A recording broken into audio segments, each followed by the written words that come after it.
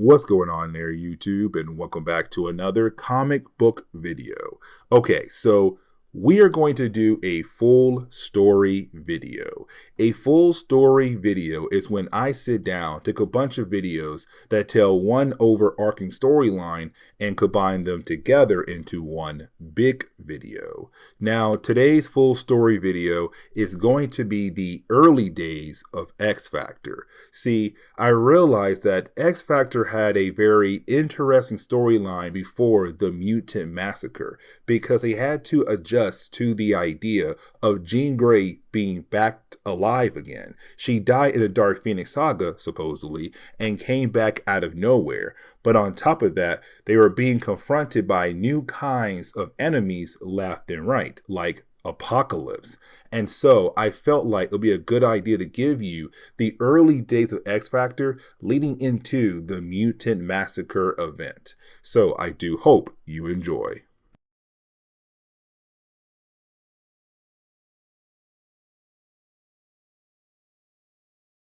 What's going on there, YouTube, and welcome back to another comic book video. Okay, guys, so we are going to cover a two-part story arc that gave us the return of Jean Grey. After covering the Mutant Massacre, I realized that there were a lot of storylines that kind of led into the actual crossover event, starting with the idea of Jean Grey coming back to life, which then led into X Factor. Now remember, when it came to Jean Grey, she had died back in the Dark Phoenix saga, and she had been dead for a good while up to the point of this two-part story arc. Now, when it comes to her return, it didn't take place in X-Men comics. Matter of fact, it took place in Avengers comics and also Fantastic Four. And those two books right there kind of brought her back but established what exactly happened to her, and then it led into X Factor. And so getting into the first chapter for today's video, we have to jump over to Avengers number 263. Now, when we do, we pick up with a group known as the Enclave. Now, the Enclave was very important in the early days of Marvel Comics. And the reason why, because their main goal was to create the perfect race of humans. But one of their early creations was, well, Adam Warlock. Now, I'm not going to sit down and try to dive more into this group or Adam Warlock. Just know that they're going to be used to begin the process of the return of Jean Grey. Now, when it comes to the Enclave, they're trying to get out of New York because they're wanted by the police. And they're trying to leave by plane, but unfortunately, they need clearance from the airport to take off. The problem is, they don't get that clearance, and so they're just sitting ducks. And the reason why they don't get the clearance is because the airport had already called the police. And when the police arrive, of course, you have the Enclave freak out and try to leave the airport. The problem is, though, while trying to take off, they have an accident and they crash into the waters near the airport. Now, we also kind of find out there was some kind of special container where every single member of the Enclave spoke very highly about the container, but we have no idea what is inside the container. Either way, though, when they do crash into the waters near the airport, the container was on the plane with them. And so once you have police officers try to get close to the waters to see if everyone is okay, a huge amount of energy just blasts right out of the water. And we have to believe it came from the container. But the question is, what or who is inside that container? Now, when we jump over to the Avengers are having their own kind of problems. And the reason why? Because Namor is joining the Avengers. Now, the reason why that is a problem, because when it comes to America and Atlantis, they're not on good terms with one another. But on top of that, when it comes to Namor, he's an anti-hero. And so some people in the government are not very happy about the idea of an anti-hero joining the team. But on top of that, the team is also trying to adjust to Namor being on the team, because Namor is a very cocky character. He believes that he's the best thing on the entire planet. he also believes that he has the right to do almost anything he wants to do. And so because of that, the team is trying their best to adjust to him. Now, we do have Wasp, Captain America, Captain Marvel, Hercules, and also Wasp on the team around this point in time in Marvel Comics. Now, we do shift our focus over to Monica Rambeau. And the reason why, because when it comes to Monica Rambeau, she was the Captain Marvel of the team around this time. But when it comes to her, she does reestablish the idea of the Avengers adjusting to Namor being on the team. Now, she does tell us that she heard a lot of stories about Namor, and those stories are really not great stories at all. And so it does bring in some concern about Namor being on the team. Now, with all that being said, she does see the same kind of energy blast we saw earlier coming from the airport. And so she flies over there to figure out what in the world is going on. Now, when she does arrive, she is confronted by a police officer that does give her some information about what happened here, that they were able to capture the Enclave only because the Enclave had crashed their plane. Now, here's the thing, because you have the officer say, when we got close to the plane crash, we did see a huge blast of energy, and we knew it must have came from the Enclave cargo. And so I went ahead and sent in a team of divers to retrieve the cargo to figure out what in the world they were holding on to on their plane. Except as soon as he says that, his divers are shot out of the waters back near him and Monica Rambeau. And you have the divers tell him, hey man, I have no idea what in the world is inside that container, but it was able to shoot us away from it out of the waters near you. Like somebody is trapped in there, but that somebody has powers. Now, you do have Monica Rambeau believe that she should be able to get closer to the actual capsule because, one, she has powers, and two, the way her powers actually work. Now, she does get closer than the divers did, but of course, as soon as she does get close enough, whoever is inside the actual capsule, they begin to talk to her saying, go away, leave me alone. I don't want any kind of help at all. Now, Monica is like, no, I am going to get closer. But that was her big mistake, because as soon as she does take one more step, again, whoever is inside the actual capsule begin to put a force field around them, and it sends Monica Rambeau flying back. And that tells her to call in her team, to call in the Avengers. Now, when the rest of the Avengers arrive, you do have the rest of the Avengers mention the idea that they should be very careful when it comes to going near the capsule, not because of what happened to Captain Marvel and those divers earlier, really more because of the Enclave. Because again, the Enclave had created some powerful beings in the past. For example, Adam Warlock. And so they're saying, listen, we have no idea what in the world could possibly be inside that actual capsule. And so we should be very careful. Now, of course, you do have most of the team saying that, but not Namor. Namor feels like, you know what? I'm so powerful. I'm so cool. Is him again showing his cocky side that he believes that he'll be able to handle whatever could be inside the actual capsule. And so he goes underwater to get near the capsule. But just like Captain Marvel, just like the divers, he gets sent back flying. And right there kind of humbles him down a tad bit to say, listen man, not everything can be handled so easily by just you using your brute strength. Either way, you do have the Avengers try to think of something else to do as a way to get closer to the actual capsule. Now, when it comes to Captain Marvel, she got word that one of the members of the Enclave is awake right now in the hospital. So she leaves to talk to him to hopefully get a better idea of what in the world could possibly be inside.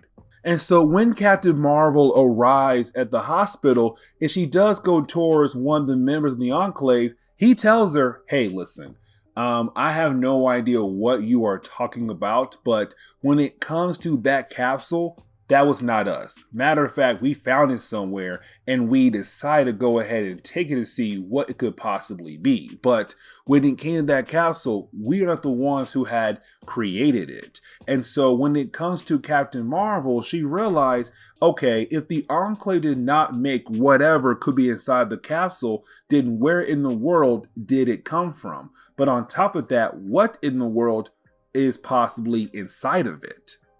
Now we do jump back over to the rest of the Avengers. Now when we do, we see the rest of the Avengers trying their best to get closer and closer to the capsule. Now, just like earlier when it came to Monica and Rambeau and also the divers, when it comes to the Avengers who are trying to get close to the capsule, they get sent back flying the other direction. Now, here's the thing though, because when they got close enough, they began to hear a voice in their head. And that voice in their head is coming from somebody who is most likely trapped inside the capsule. Now, at first, the voice in their head is saying, please leave me alone. I don't want to hurt you, go away. But luckily, with Wasp being there, they are able to communicate with the person inside the capsule to say, hey, we are here to help you. We are not here to hurt you. Please let us help you out. And the person inside the container says, fine, you can help me out. But once you have the person inside the container agree, the outer shell of the capsule goes away. And now we have this glass shell, but unfortunately our heroes cannot look inside of it to see who in the world could most likely be trapped inside the capsule. Either way, you had the Avengers say, now we are able to get close to it. Let's go ahead and grab it and take it back over to Avengers Mansion. Now, once you have the Avengers arrive back to Avengers Mansion, well, you would think they'll have time to sit down, try to figure out how to open up the container, but to figure out who could also be inside the container. But the problem is they're called away for another mission. And so now the idea of figuring out who could most likely be inside the container will have to wait later on. Now, as soon as the Avengers leave, the capsule does clear up a tad bit where you are able to look inside of it. And we see Jean Grey. And Jean Grey is calling out for Scott. And like I said earlier, when it came to Jean Grey, she died back in the Dark Phoenix saga. And so we're very confused about the idea of how in the world is she alive again. But on top of that, how will she feel when she finds out the man she loves that she's calling out for has moved on and married Madeline Pryor? Now, we do pick up with Fantastic Four number 286, where we do pick up with the Fantastic Four on their way back home to Earth from one of their many adventures. Now, with that being said, we do pick up with, of course, the Fantastic Four on their spaceship, and this is where I do want to mention that something is a tad bit different when it comes to the Fantastic Four. And what I mean by that is, around this point in time, Ben Grimm was not part of the team anymore, because this took place after Secret Wars. And when it came to Ben Grimm, he had decided to stay on Battleworld for his own personal reasons. And so that left room for somebody to take up his spot. And of course, that became She-Hulk. Now, with that being said, when it came to the Fantastic Four trying to get back home to Earth, they do call over to the JFK airport. Now, you do have the JFK airport say, no, you are not allowed to land your spaceship here. You're going to have to go somewhere else. Now, when it comes to the Fantastic Four, they're wondering what in the world happened at the JFK. And we already know what happened because of the previous chapter. And so they're saying, if the Avengers were involved in some kind of incident, maybe we should stop by their base and see what in the world they got going on.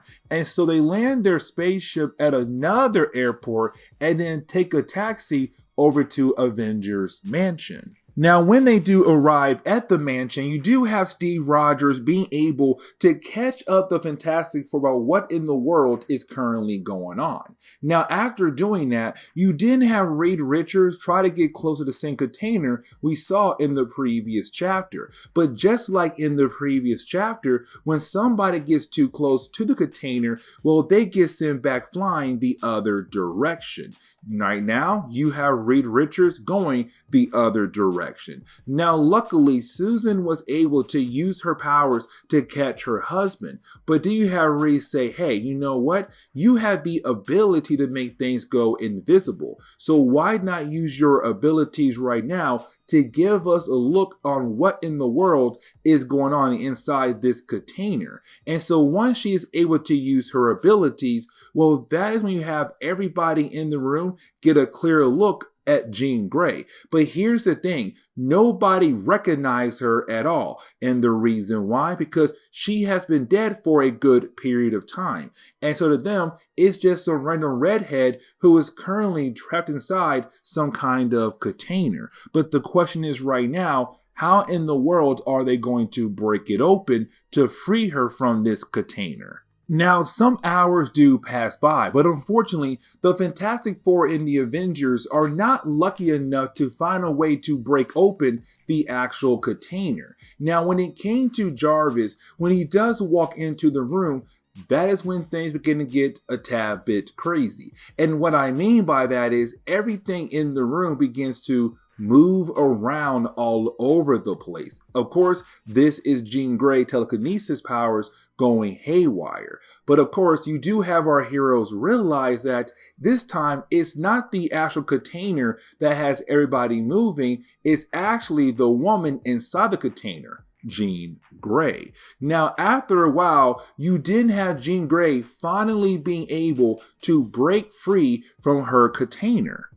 Now, once you have Jean Grey being able to break free, she does kind of give us the idea of what's the last thing she truly remembers. And we kind of find out the last thing she remembers was fighting alongside Cyclops and the new X-Men team against Stephen Lang and his X-Sentinels. And that took place right after we had X-Men New Genesis, where you basically had the new X-Men team come in with Storm, Wolverine, Nightcrawler, Colossus, and some other characters as well. Either way, the last thing she remembers was fighting against them. And so when she breaks free, she believes that one, she's still fighting against them, but two, the Avengers and the Fantastic Four are X-Sentinels, because the X-Sentinels were just robots that looked like the X-Men. And so she currently believed that Stephen Lang made more of them to look like the Avengers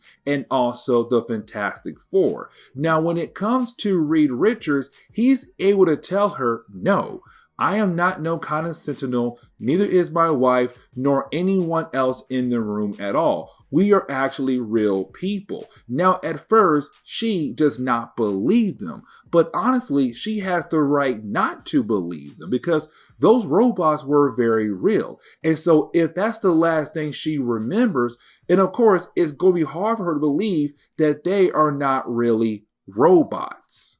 Now, once she's able to realize that, okay, the Fantastic Four are not robots, even the Avengers are not robots either, that these are real people, she realized that she most likely died or something happened to her for a good period of time. Now, you do have our heroes tell her, you died. And matter of fact, the last time we heard about you, Jean Grey, you died, you became the Phoenix.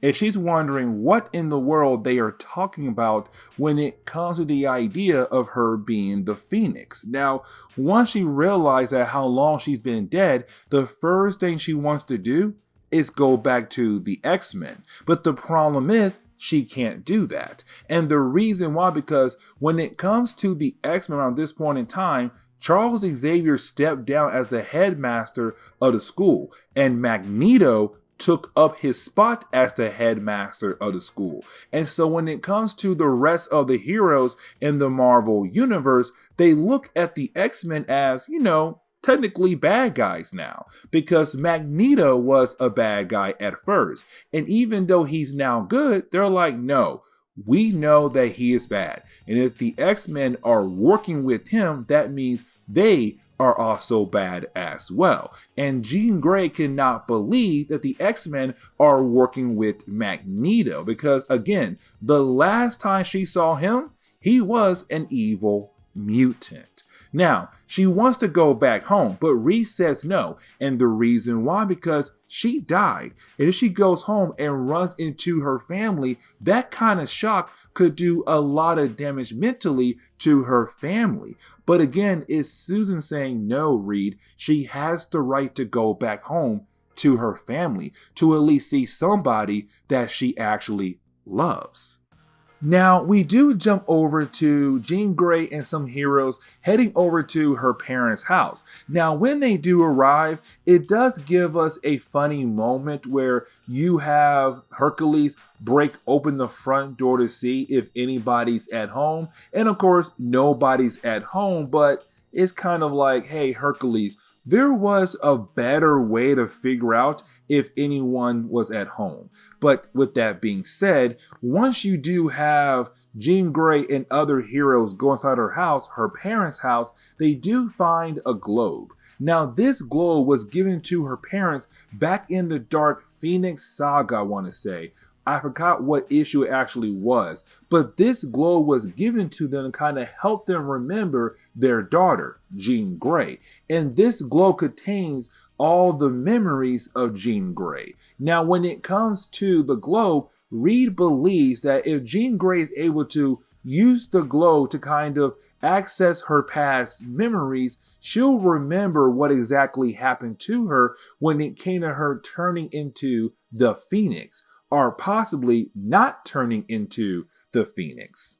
And so we have to jump back over to Uncanny X-Men number 101. And the reason why, because this is where we get the huge retcon for that storyline. Because in that book right there, the X-Men were trying to leave the space station to get back to Earth by using a spaceship. The problem was, though, somebody had to be the pilot. And the problem was, though, if you were going to be the pilot, you're going to fight against radiation, while everybody else would be in the back of the spaceship in some kind of chamber that can protect them from the radiation. And so it all came down to Jean Grey, because she could use her powers to protect herself. Now, we were told in that storyline, when it came to the radiation, even though she had her powers to protect her, the radiation was just too much for her to fight against. And so we were left to believe that even though she was able to get the spaceship back to Earth, once it crashed, we were left to believe she died, but she came back to life as the Phoenix. But that is not the case at all, because we kind of find out exactly what happened. Because she did cry out for help, but nobody could hear her cry except for the Phoenix Force. Now, when the Phoenix Force arrived, it wanted to help Jean Grey out, but the only way to do that was to take an actual form of Jean Grey. And so you had the Phoenix Force ask Jean Grey, hey, let me take over your spot here. Let me help protect the X-Men. But for me to do that, they have to believe that I was you. But on top of that, I have to take a form of you. Now, when it comes to your body, because you did fight against the radiation for so long, your body needs time to heal. So what I'm going to do for you is put your body inside a container at the bottom of the ocean or the waters, or wherever they were crashed at, to give you time to heal up. And while you're healing up, I'll become you, Jean Grey, and I'll take your place on the X-Men. And so that explains how that Jean Grey was technically able to get the spaceship all the way back over to Earth, because the Phoenix finished the job. But she also made sure to put Jean Grey's body inside that capsule to help heal her body, to help her recover. But then it's kind of like, okay, but what happened when it came to the Dark Phoenix saga? And so we learned that when it came to the Phoenix, when it did copy Jean Grey, it wasn't just physically, it was also mentally as well. Because when it came to the Phoenix, it was trying to replace Jean Grey while Jean Grey was inside that cocoon healing up after dealing with radiation. And that was the downfall of the Phoenix, because when it did copy Jean Grey, like I said, not physically but also mentally as well, it gained human emotions. And the Phoenix was not used to that at all. And so because of that, it led into the Dark Phoenix saga, because the emotions of Jean Grey was fighting against the emotions of, well, the Phoenix. It was the emotions of Jean Grey that was able to overcome the emotions of the Phoenix, which led to what we believed was the death of Jean Grey, but really more of the emotions of Jean Grey shutting down the emotions of the Phoenix to make sure the universe is actually safe once again. And so now you have Jean Grey realize what happened to her. The question is, where does she go next? And so that is when you have Jean Grey wonder what to do next. Where can she go? She's kind of like, do I go for my family? Do I go for my friends? But if I do, well, I'll be up to actually explaining what happened to me. And so while she's trying to process what could be her next move, well, then Reed says, you know what? I know who I can call. And that leads into X Factor number 1. And so this is where we are going to end today's comic book video. So please leave me a like down below and subscribe. But guys, see y'all next time. Later.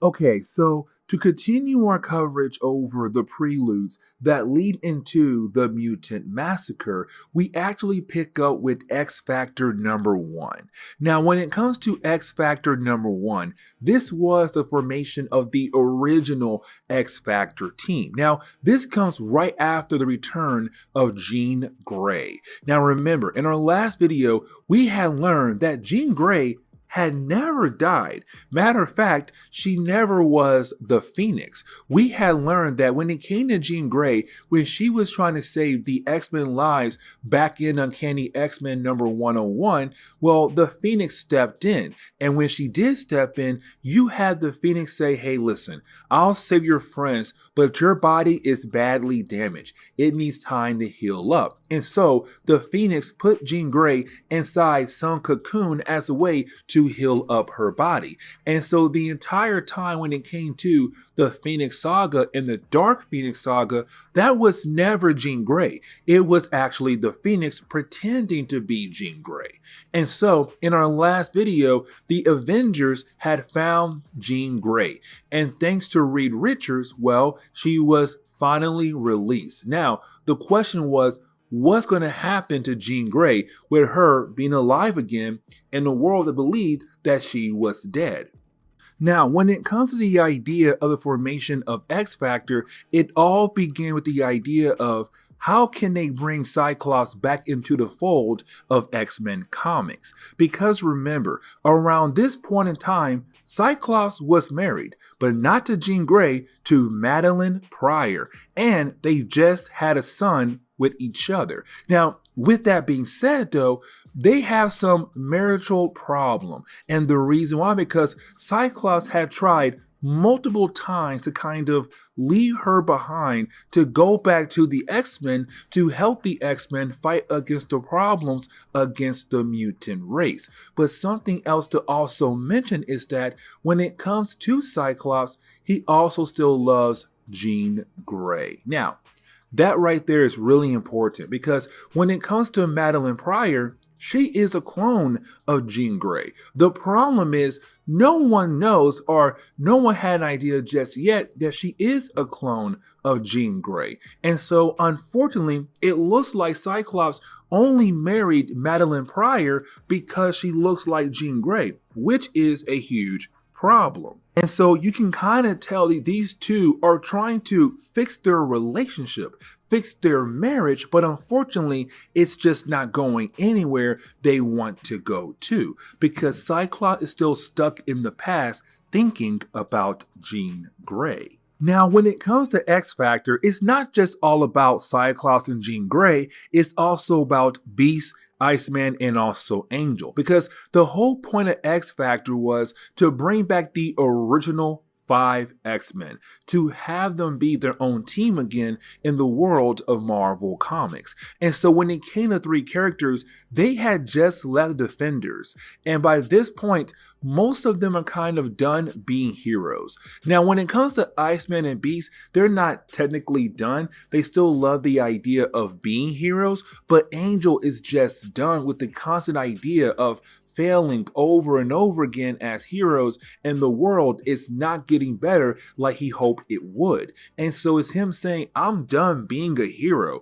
And unfortunately, we had left the Defenders team. And so you do have Iceman and Beast leave his home to hopefully find jobs out there in the world. But again, these 3 characters are very important when it comes to the idea of X Factor coming together. And so we already know that sooner or later, these 3 characters are going to be brought back into the world of superheroes. And matter of fact, it does not take that long to bring X Factor together. And the reason why I'm saying that, because you have Angel get a call from somebody, and that call is from Reed Richards. And remember, at the end of our last video, Reed said he knows who to call when it came to the idea of helping Jean Grey in the next part of her life, with the idea of her being brought back to life, or really just still being alive and no one knew she was alive, but to kind of help her out with her next step in the world. And so Reed had called up Angel, and Angel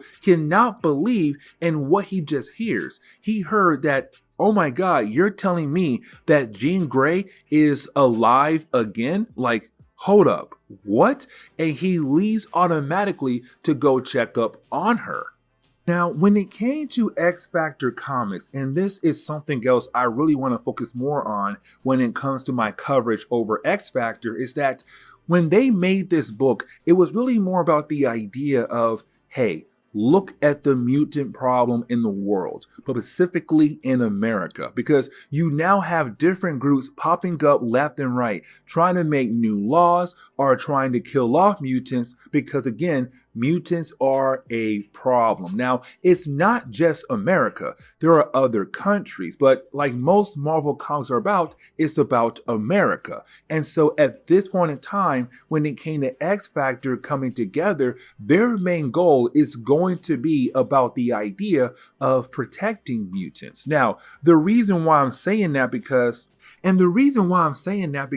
we do pick up with a character known as Rusty Collins. Now remember, Rusty Collins, we actually saw him in our coverage over the main Mutant Massacre storyline. Now in later comics, he is known as Firefist, but around this point in time, he was just a nobody who was becoming a somebody. And what I mean by that is he believes that he is just a regular human being. And currently, he's a brand new sailor where you have his boss trying to show him around, but to also give him some fun time with a lady. Except that is the moment where his powers begin to manifest. And when they do, well, he begins to release flames all over his body, but also on the lady who was trying to give him some free time. And so unfortunately, she got burned alive.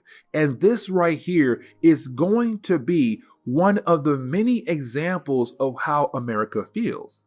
Matter of fact, here comes the next example, which is Angel. You have Angel fly over to a nearby airport, or he flew there by plane, but as soon as he arrives, he wants to fly over to where Reed is at with his rings. Now, as soon as he does do that, well, you do have some regular humans kind of realize that Angel is a mutant. And right off the bat, they begin to show their hatred towards the mutant race. Now, with that being said, though, it is retelling Angel, hey man, you gotta calm down. I know this is big news about the idea of Jean Grey being alive, but you gotta calm down and come with me. Now we have to jump over to Cyclops and also Madeline Pryor. And again, with these two characters, they're having some problem with their marriage. And so where it does seem like maybe they could finally go in a better direction, well, unfortunately, Cyclops gets a call. And that call comes from Angel. And it's Angel saying, hey man, listen, I got some news for you. And we already know what that news is. Jean Grey is alive. Now, when it comes to Cyclops, he's like, I gotta go see her. Now, he does not tell Madeline what that call was about. He just says he has to leave. And she knows it has to do with the X-Men, or at least just Angel. And she says, if you walk out that door, do not come back here ever again. And Cyclops walks out the door. And this leads into the big moment, because as soon as you have Cyclops arrive, you have Angel say, hey man, listen, what I told you on the phone is actually true. Like, she is alive and well. Matter of fact, she is in the other room. And he goes into the other room to meet Jean Grey, the person he fell in love with many years ago, to see that she is alive. It's a huge shock for him to see that she is once again alive. Now, here's the thing though, because Scott is having a hard time wondering, where does he and her go in this direction now with her being alive? Because he's married now. He has a child with Madeline Pryor. Now, when it came to Marvel Comics, they did remind us that when it came to Angel, in the early days of Marvel Comics, he did kind of had a crush on Jean Grey. And so with him, he's kind of like hoping that these two characters do not get back together. And the reason why? To make room for him, to give him a chance with Jean Grey. And honestly, it could have gone that way. Now, when it comes to Jean Grey, she wants to get right back into the idea of being a superhero, because she has seen the news lately about the idea the world is beginning to hate the mutant race even more. And so her goal is to get right back out there to help the mutant race, but to also accomplish Charles Xavier's dreams, where again, the humans and the mutants can live together as one. But the problem is though, Angel is no longer trying to be a hero. Cyclops is wondering what to do, because the woman he loved in the past is alive again, but back at home, his wife is mad at him and he has a child to take care of. And so she can tell that these two guys do not want to be heroes at all. Now, something else to also mention is the X-Men around this point in time. The X-Men, the main team, the new X-Men characters, they've now been labeled as bad guys. And the reason why, because Charles Xavier stepped down as the headmaster of his school. And so instead, you now have Magneto in charge. And for many years, Magneto was known as a bad guy in the world of Marvel Comics. And so now you're telling her the X-Men team, the ones that have replaced them, is now fighting alongside with Magneto. And so for her, they cannot work with that X-Men team at all. But getting back over to Angel and Cyclops, again, they don't want to be heroes. They don't want to help her help to fight against the mutant problem. And so she leaves angrily. Now, this is truly the beginning of where X Factor begins to come together, because we do pick up with Angel being able to chase after Jean Grey. And he tells Jean Grey that he realized that she was right, that it's time for a new team to be able to help out mutants, but to also accomplish Charles Xavier's dream. And so he has a plan, but that plan involves bringing back the original 5 X-Men team, or 5 original X-Men members, sorry. So him, Jean Grey, Cyclops, Beast, and Iceman. Now, like you saw earlier, Beast and Iceman, they left because again, Him and those two were on a team called the Defenders, but that team broke up, and Beast and Iceman are trying to have normal lives. Unfortunately for Beast, he's having a hard time finding a job because how he looks. And when it comes to Iceman, he was ready to just jump back into the role of a hero. And so you have Angel call up Iceman, call up Beast and say, hey guys, listen, I have an idea. Meet me here. And by the way, I will pay you a huge amount of money. And so we pick up with Iceman and Beast going over to this new location that Angel had told them to head over to. And when they do arrive, they kind of find out that Angel had brought a brand new building. Now, when it comes to this brand new building, they're wondering, okay, what in the world is Angel up to now? You have Angel say that, listen guys, I have a brand new idea, a brand new kind of corporation. But before I am able to announce what I have up in mind, I need you guys to prepare yourself because I am going to reveal something big and huge. And of course, that would be Jean Grey, because these are the last two characters to find out that she is alive. And so as soon as she walks in, they're like, oh my God, Jean Grey, you're alive? Like, how in the world are you here again? Now, she does explain how she's alive, but you have Beast and Iceman wondering, okay, if you brought us four together, what is your big game plan? And you have Angel say, listen, before I am able to reveal my game plan, we need one more person. And that will be Scott Summers. He had just disappeared. We have no idea where Scott is at. And so it's up to Beast and Iceman to figure out where in the world he went to. Now, Beast and Iceman, they are able to find Scott very easily. And once they do, they begin to wonder what is up with the man. And we have to realize that this is a man who had moved on, got married, had a son, to only find out the woman that he loved is alive again. But he's so worried about the idea of breaking Jean Grey's heart, because Jean Grey still has no idea that this is a man who had moved on and got married, had a family now. Now, when it comes to Beast and Iceman, are saying, dude, she'll understand. She really has to understand because, again, she died. Technically, not really, but she was gone for a good period of time. She has to realize that life moves on. And so give her the chance of doubt to understand that she will understand what you actually went through, that you had no choice but to go ahead and move on. And so you have Scott agree to join this new group that Angel is trying to put together. And so once you have everybody come together, it leads into the conversation about the idea of what is Angel trying to do here? Now, he does introduce another character, and that would be Cameron Hodge. Now, when it comes to Cameron Hodge, he's going to be the guy in charge of advertising this new team that Angel is putting together. Now, you're probably wondering, why in the world would this team need advertisement for? Let me explain, because when it comes to Cameron Hodge, he says his idea is to call this team X Factor. Now, here's the thing, because what they're going to do is they are going to pretend to be mutant hunters who are 5 humans going out of their way to hunt down mutants to help out the human race.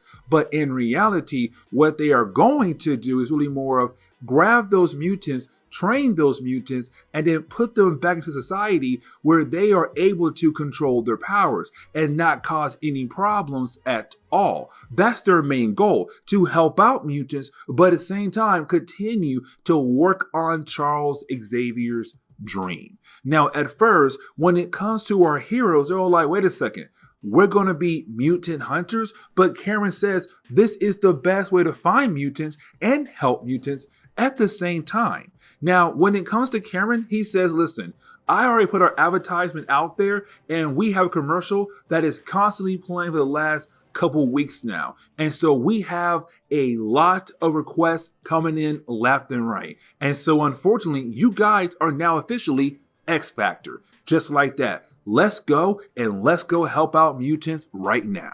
Now, we have to jump over to Rusty. And remember, just earlier, Rusty found out that he was a mutant. And that was kind of, well, big for him because, as you saw earlier, he learned while making out with a woman who was trying to give him some fun time, but unfortunately, his powers manifested and he just burned her alive. And so, with that happening, it's kind of like, oh no, he killed someone, and so he's in jail. Also because he is a mutant. Now, while in jail, his old boss comes to him in prison to express how angry he is about the idea that Rusty had killed off that woman that his boss knew. And because his boss showing a lot of anger, of course, it upsets Rusty even more, who just wants to be left alone. He kills someone. He found out he is a mutant. It's really too much for him to handle. And because of that pressure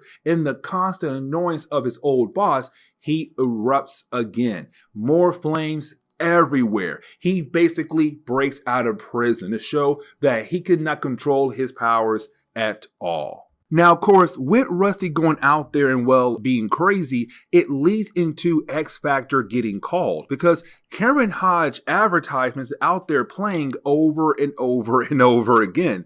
And so they got called in just like that. Now, at first, Cyclops is kind of worried about the idea of kind of helping out X Factor to go after Rusty. Matter of fact, doing any kind of job at all because he still hasn't told Jean Grey about Madeline prior. But you have Jean Grey walk in the room and say, hey man, we got a mission. Come with me. Come with us. You know, be here for me. And the thing is, Scott is going because of Jean, but at the same time, he still has to tell her that he moved on.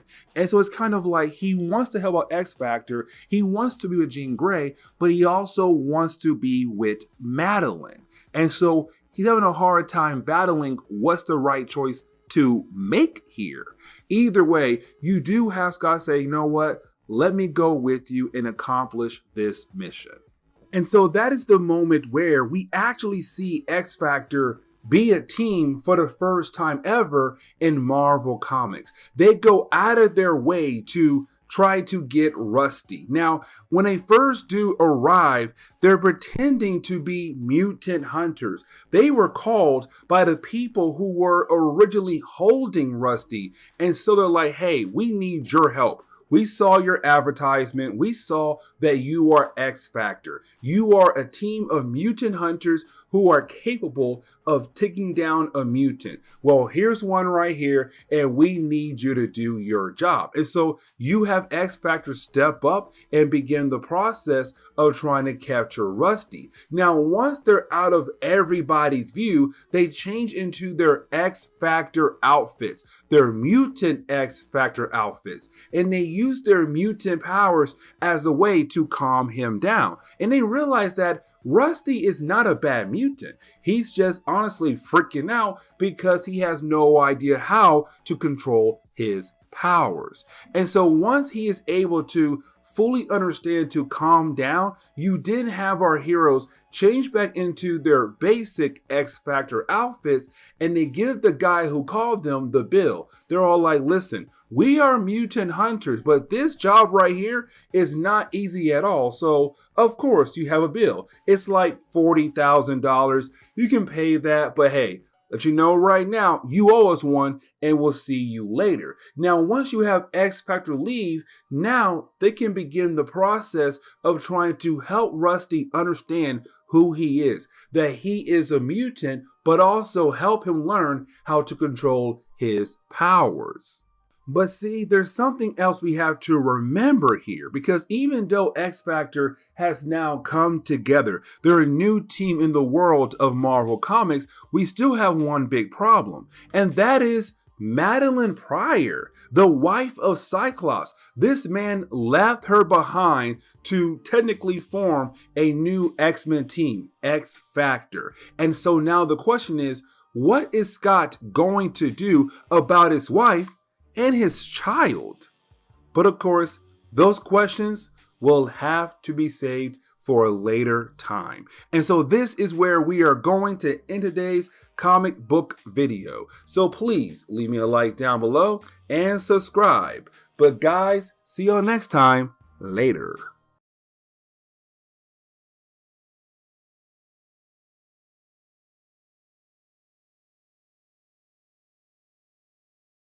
Okay, so getting back into our coverage over X Factor as a way to kind of give us the different things we need to know when it comes to the idea of the mutant massacre, we're going to pick up with issues number 2 and 3. Now, this is going to give us the origin of another character who was somewhat important when it came to the mutant massacre storyline, and that would be the character Arty. Now, I'm going to remind you guys who Arty is later on in the video, but let's not forget that he was the reason why X Factor technically got involved in the mutant massacre story.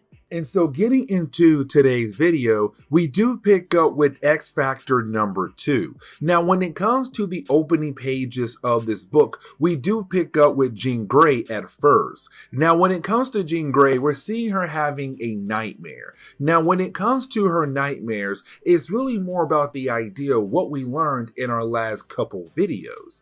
And we have learned that when it came to Jean Grey, she was never the Phoenix. See, what happened was when she was close to death, Phoenix took Jean Grey's body and put her inside some kind of cocoon as a way to heal her up.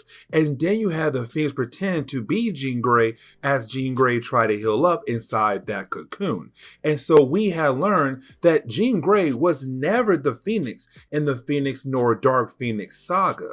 But of course, she still has nightmares about the idea of meeting the Phoenix. But when she does wake up, she kind of reminds us what is currently happening in the world of X-Men comics. And honestly, I'm not going to sit down and try to dive into what's going on in the other 2 X-Men books. I want to focus more on just X Factor. Now, when it comes to Jean Grey, she also realized that there's something wrong with Scott Summers. And the thing is, with Scott Summers, around this point in time, he was a married man. He was married to Madeline Pryor. Now, around this point, the X-Men had no idea that she is a clone of Jean Grey. To them, it's just some random woman that looked just like Jean Grey, which honestly, that looks really bad on Scott Summers, because you can technically say that he only married her because she looked like Jean Grey. But here's the thing. He just left Madeline and their child to come over here to help form X Factor, but also because he got word of Jean Grey being alive. And so it's Angel saying, you have to talk to both women. You have to tell Madeline that Jean Grey is alive. But the thing is, you have to be a husband. You have to be a father. Go home to your family and establish an idea of rebuilding what you have broken. But at the same time, you got to tell Jean Grey that Madeline Pryor is your wife, that you got married. You had to move on because things happened when she was gone. And so it's Angel really giving Scott good advice, but it's Scott kind of saying, I don't know if I can do that. Like, it's not that easy to talk to either women. Now, once he says that, you do have Angel walk out. He runs into Cameron Hodge. Now, Cameron Hodge is the advertiser for X Factor. His main goal is to get them out there in the world so that it gets some more clients for different jobs. Now, when it comes to Cameron, we see that him and Angel are talking about where Iceman and Beast are at. And you have those 2 characters currently out looking for an apartment to live in. And so we do pick up with Iceman and Beast, who are currently out there trying to find some kind of apartment in New York. But the problem is, it is New York, so it's not really that affordable when it comes to the idea of paying rent for an apartment. Now, when it comes to Beast and Iceman, while they are out, we come to find out that Beast is going to meet up with his old girlfriend. Now, this is not a new character at all. Matter of fact, she first appeared in the early days of X-Men comics. But either way, her name is Vera Cantor. Now, when it comes to Vera, she was completely different back in the early days of X-Men comics in the 60s. Now she's really more pro-mutant when it comes to politics, but also she wants to make sure that mutants get fair rights when it comes to the idea of them being treated wrong. And so as soon as you have Hank and Iceman see her, they're kind of surprised that one, her style changed, her hairstyle changed as well, but two, the way she is talking. And Beast is wondering what in the world had happened to this woman. But we're also left with the idea that maybe her and Beast will probably get back together. Now we do jump over to Cyclops and Jean Grey. Now when we do, we see the two characters getting ready to train Rusty Collins. Now remember, when it comes to Rusty Collins, later on in X-Men comics, he'll be called Firefist. But in our last video, he was the first mutant that X-Factor had saved. Now remember, when it comes to X-Factor, they pretend to be mutant hunters. They go out of their way to hunt mutants, and they pretend to be regular humans while doing it. But in reality, their main goal is to help mutants, bring them in, and then try to teach them how to control their powers, like Charles did back in the old days of X-Men comics. Now, with all that being said, Rusty was the first person they had saved. And so you have Cyclops and Jean Grey trying to train him. Now, at first, when it comes to the training, everything seems okay. But after a while, you have Jean Grey trying to push him too fast. He gets upset because powers are technically not under his control completely just yet. And so he storms off. Now, this just leaves Cyclops and Jean Grey alone in the room, which means that it looks like it could be time for the two characters to actually talk to one another about the idea of what in the world is going on with Cyclops. But you have Cyclops still not ready to tell Jean Grey that he had moved on, got married, and had a child with his wife. And so he just walks away.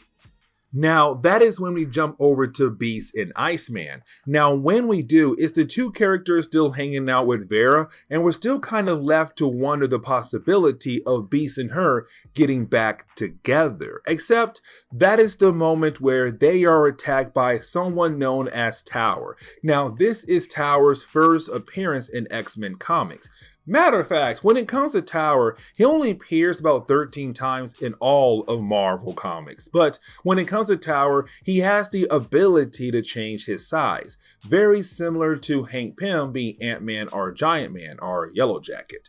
Either way, when it comes to Tower, that is his ability. Now, it also seems like he does have some extra strength involved as well. And so when it comes to Iceman and Beast, because he was able to catch the two guys off guard, he was actually able to defeat both of them, grab Beast, and get the heck out of there. Because we kind of find out that Tower is working for somebody else. But the question is right now, who in the world is he working for? Because all we see is him taking Beast to a car, and him and Beast and our third mysterious character drive away. And so Beast has been kidnapped. Now we have to jump over to Cyclops, and the reason why, because it's really more of Cyclops kind of realizing that maybe Angel is right, that he should go ahead and call up his wife, Madeline Pryor, see how she's doing, try to talk to her, try to smooth things out. Unfortunately, when he does call, his call can't go through because apparently that line, that number no longer exists. And so unfortunately, when it comes to Cyclops, he now lost his only way to actually communicate with Madeline unless he flies back home to have the conversation with her. And so while you have him being very angry, that is when he gets word that something is going on. We already know what, it's Beast being kidnapped. And so then you have X-Factor go over to Vera's apartment. Now, when they do arrive, you have them pretend to be more of like X-Factor, the mutant hunting team, because they got a call that a mutant was here and grabbed a hostage. And of course, the mutant would be Tower. Now, the real reason why they came here was to be able to talk to Bobby, but to also talk to Vera about the idea of who in the world had possibly kidnapped Beast. Now, we do jump over to Beast to kind of find out who had kidnapped him, and that would be Carl Maddox. Now, when it comes to Carl Maddox, he was actually a scientist, a leading scientist for a company known as Brand Corporation. Now, when it came to Brand Corporation, their main goal was to hopefully find a way to cure the mutant gene, to turn mutants back into, well, humans. Now, here's the thing. He was the leading scientist until Beast got hired and took his job. Now, that was a storyline where you have Beast try to cure himself.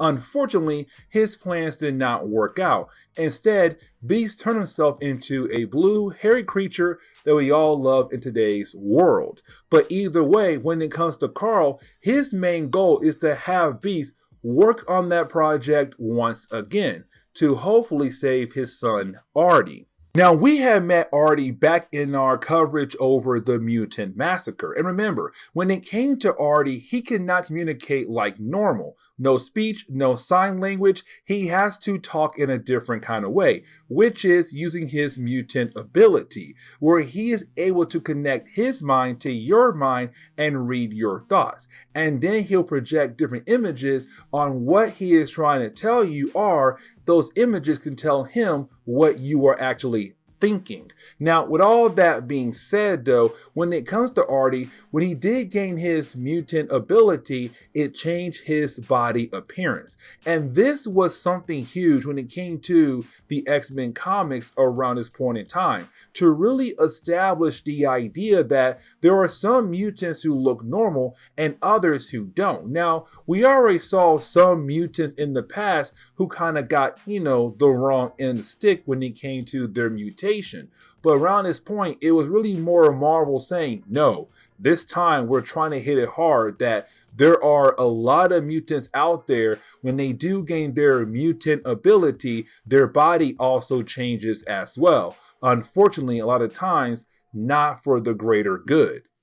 Now, something else to mention is that when it comes to Carl, he tried his best to make sure that all his tracks were covered up. And what I mean by that is, when it came to Carl, he called in X Factor. Because remember, the world believes that X Factor is a group of humans who are going out of their way to hunt down mutants. And so he called up X Factor to go after Tower, to get rid of Tower so that no one could use Tower to hopefully find him and Beast. The problem is, though, when it comes to Carl, he has no idea that X Factor is honestly not a group of humans, but instead a group of mutants.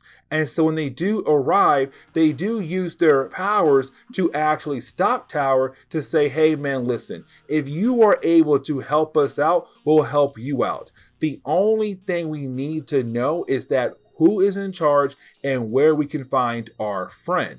And so really, when it comes to Carl's plans, well, that plan backfired very quickly. Now, while you had X Factor fighting against Tower, we also come to find out that Carl wants to make sure that the new cure actually works. And so after using his son's abilities to read the mind of Beast to be able to put the cure together, he's all like, listen, I want to make sure it works, but I want to make sure it works before I use it on my son. And so you have Carl use the actual project on Beast. And so now Beast is going through the entire process of the possibility of being turned back into a human. Now, when we jump into X Factor number 3, we do pick up with Carl still continuing his experiment on Hank. Now, while that is going on, that is the moment where you do have Arty go over to his father to show his father images of what's currently going on. And of course, we know that right now you have Tower getting ready to tell X Factor who's behind Beast's kidnapping, but also where to find Beast and where to find Carl. Now, this is where we begin to see what Arty is actually able to do, because at first, all we saw that he was able to connect his mind with other people's minds to kind of see what they are thinking and then project those images for both to see. Now we come to find out that he kind of has the ability to control your mind, to kind of make sure you are unable to do something that you were trying to do. And so when it comes to Arty, his goal is to control the mind of Tower, to make sure that Tower does not tell X Factor where in the world is Carl, Beast, and him is at. Now, after a while, you do have Tower being able to actually break free. And when he does, he can then begin the process of telling X Factor where you can find Beast and where you can find Carl and also Arty at. Now, here's the thing, because right after he does tell our heroes, you have X Factor trying to recruit Tower. And when it comes to Tower, he says no. That's not my idea when it comes to being a mutant.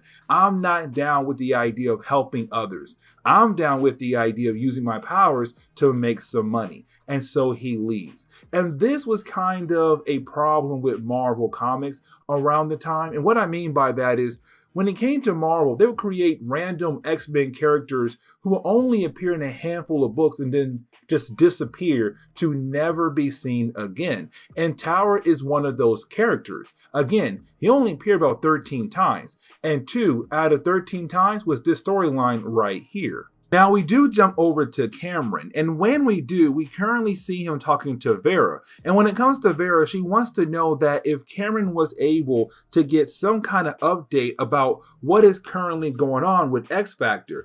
Are they getting close into saving Beast? But unfortunately, he has no information for her at all. Now, with that being said, when it comes to Cameron, that is the moment where he is confronted by Senator Thompson. Now, when it comes to this senator, he's really down with the idea of mutants actually being able to have rights, to be able to live alongside with humans. But here's something else I do want to mention. When it comes to Senator Thompson, he's also trying to help out Warren and X Factor achieve greatness with their operations. But unfortunately, he has some bad news for them, because he brings over a secret file that is technically labeled as, top secret. But to say that in this file, it's going to show you guys that X Factor is really doing more harm than good when it comes to the idea of helping out mutants. Now, we do jump back over to X Factor, and when we do, we see X Factor arriving at the facility that Carl is holding Beast at.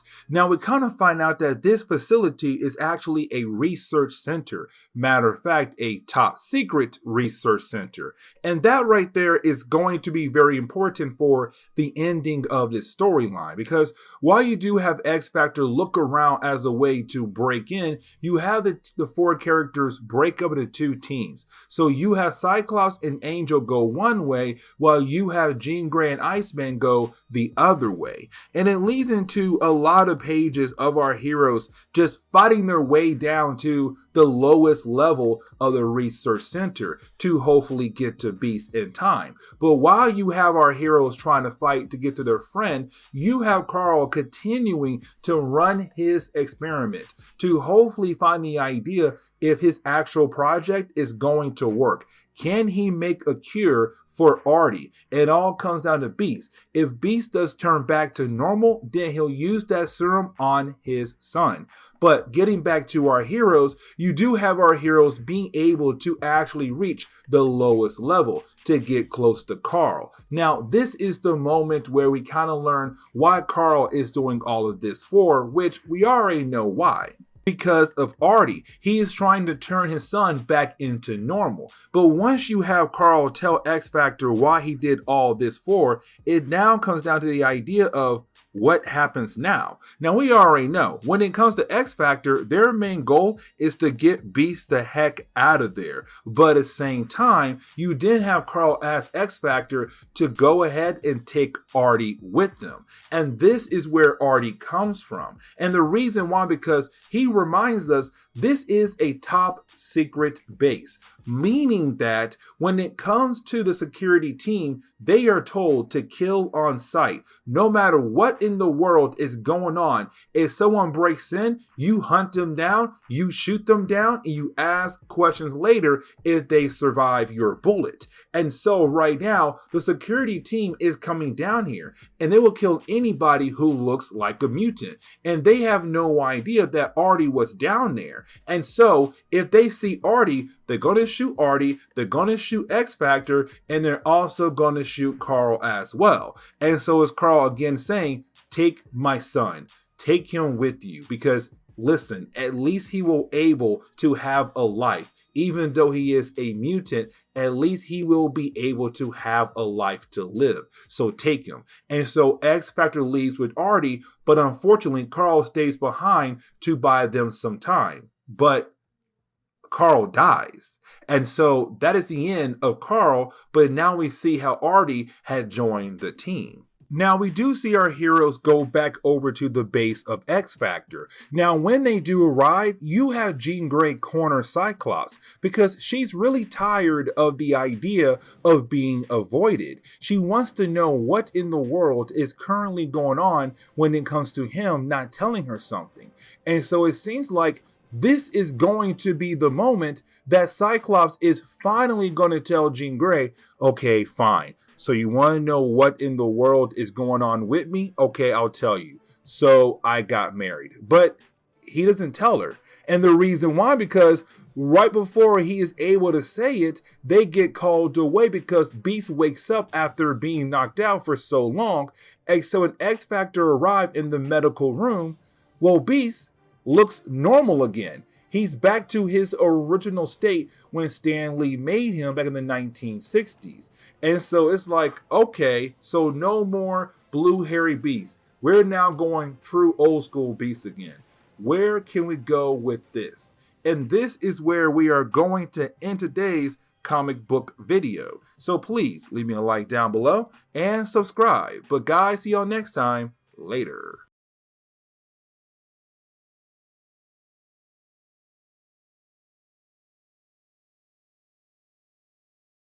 What's going on there, YouTube, and welcome back to another comic book video. Okay, so we are going to continue our coverage over X Factor. And the reason why, guys, because remember, we had covered the Mutant Massacre storyline, but there were a lot of different stories that we had skipped over that had perfectly led into the actual Mutant Massacre storyline.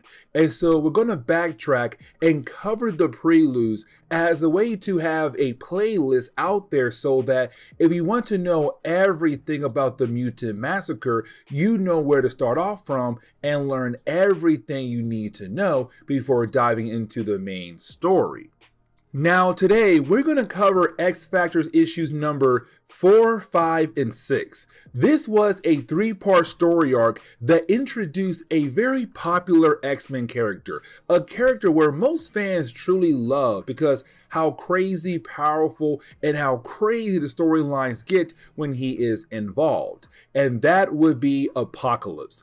This was the first storyline that gave us one of the best characters ever in X-Men comics, and in some cases, the most complicated character in X-Men comics as well. Now, with that being said, we do pick up with issues number 4 first.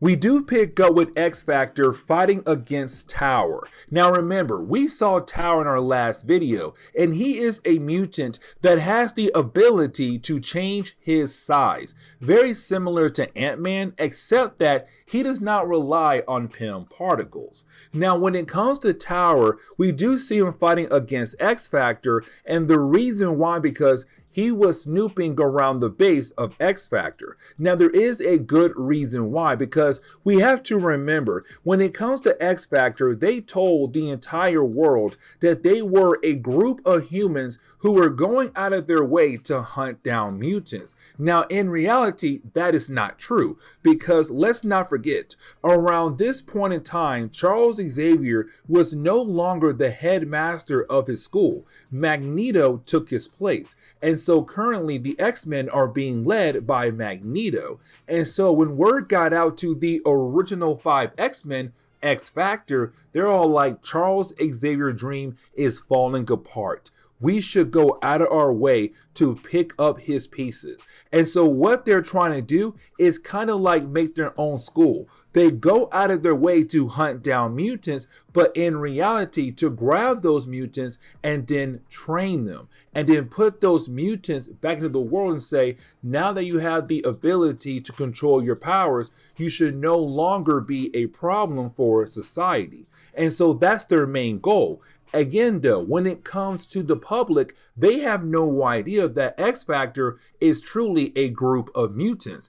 And so when it came to Tower, they're very worried about the idea that he might tell the world, hey guys, X Factor is not a group of humans. Instead, it is a group of mutants. And so they're trying to find out what in the world was Tower doing snooping around their base. But you do have X Factor being able to actually defeat Tower, but he was still able to get away. Now, when he does run away, he is confronted by a new character around this point in time known as Frenzy. And we've seen Frenzy in our current X-Men videos, who was part of the Marauders team.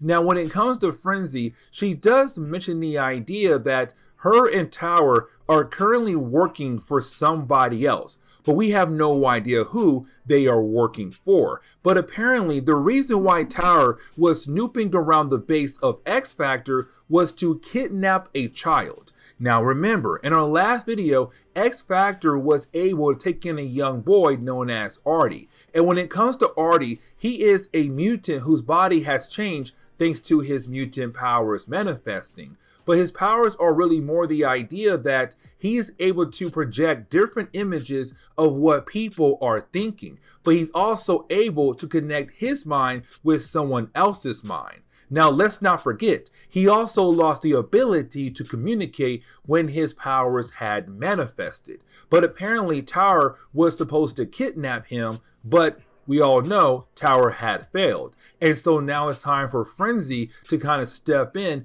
and pick up where Tower had failed at.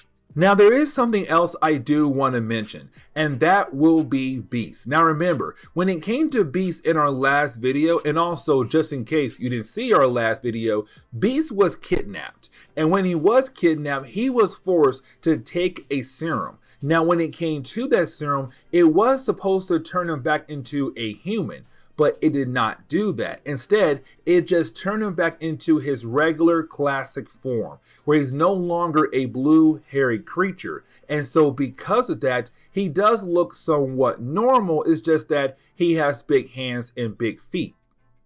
Now, we also pick up with X Factor currently training one of their trainees, and that would be Rusty Collins. Now, like I told you in our last couple of videos, when it comes to Rusty down the road, he'll be known as codename Firefist. He was not really that big when it came to X-Men comics, but around this point in time, it did look like that maybe Marvel would try to do something big with him. Now, when it came to Firefist, he was only saved 2 story arcs ago. And so when it comes to X Factor, who are trying to be like the new Charles Xavier School, their main goal is to teach him how to control his powers. And once he knows how to control his powers, he will be able to hide in society as a regular human, but in reality, as a mutant. Now, when it comes to Firefist, he is currently being trained by Cyclops and Jean Grey. Now, in our last video, we kind of saw that Jean Grey was really trying to push Firefist to his limit, but he was somebody who still was not able to accept the idea that he is a mutant. And so when it came to this training session, it's very similar to our last one, where you have Jean Grey just being a little bit too hard on him, and you have Cyclops trying to step in, but to Jean Grey, no, he needs this. He needs the hard training to understand that 1, he is a mutant, but 2, he needs to learn how to control his powers. But like we saw in our last video, he's still somebody who has not accepted the idea that he is a mutant. And so unfortunately, he gets angry at Jean Grey and now plotting to run away when X Factor are busy with one of their missions.